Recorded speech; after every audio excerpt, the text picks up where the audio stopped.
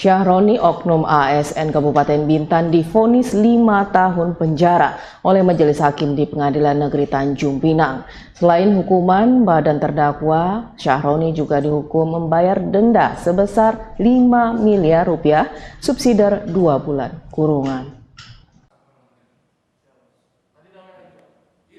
Dalam amar putusan Majelis Hakim, Edward MP Sihaloho didampingi 2 hakim anggota Risbarita Manurung dan Agung menyatakan terdakwa Syahroni terbukti bersalah telah menjadi perantara narkoba dan tidak mendukung program pemerintah dalam pemberantasan narkotika.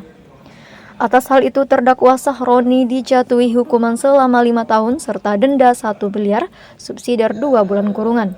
Tidak hanya Syahroni, kedua rekannya yakni Erwin dan Fauzi juga dihukum selama 5 tahun serta denda 1 miliar, subsidiar 2 bulan kurungan.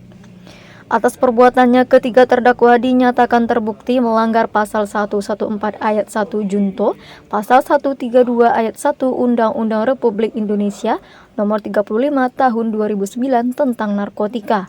Terdakwa Syahroni bin Nazarudin telah terbukti secara sadar meyakinkan bersalah melakukan tindak pidana permufakatan jahat tanpa hak dan melawan hukum, menjadi perantara dalam jual beli narkotika golongan 1 sebagaimana dalam dakwaan ke-1 penuntut umum.